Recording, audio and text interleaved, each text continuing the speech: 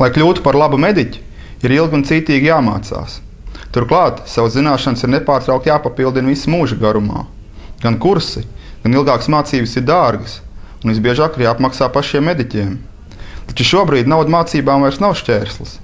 Ir uzsākts Eiropas sociālā fonda līdzfinansēts projekts, kas 25,000 Latvijas veselības aprūpes nozares darbinieku bez maksas piedāvās izglītoties vairāk nekā 20 apmācību programmā.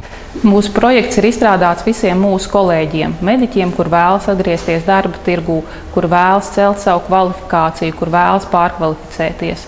Tāpēc es aicinu visus, esiet aktīvi un izmantojiet tālāk izglītības piedāvātās iespējas, bezmaksas pārkvalifikāciju, bezmaksas kvalifikācijas celšanu. Īpaši es uzrunāju māsas, ārsta palīgus un vecmātes, kuras ilgu laiku nav strādājuši savā profesijā un kur vēlas atgriezties darbā veselības aprūpes nozarē. Projekts piedāvā bezmaksas iespējas un īpaši tālāk izglītības apmācības programmu jums, lai jūs varētu atgriezties savā profesijā. Izmantojiet iespēju, esiet aktīvi. Kursi un tālāk izglītības programmas ir tik daudz un plašas, ka visizsmeļošāko informāciju var iegūt projekta mājaslapā www.tālākizglītība.lv. Mājaslapā jūs varēsiet ne tikai uzzināt informāciju, bet arī uzreiz pieteikties apmācībām.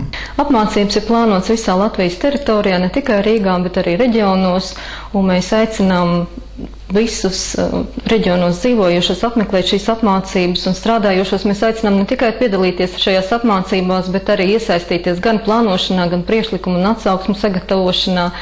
Varbūt tie, kas ir jau zaudējuši šo brīdi darbu, es aicinu vienkārši šo laiku saskatīt kā jaunu iespēju laiku, varbūt, ja tā nav medicīna.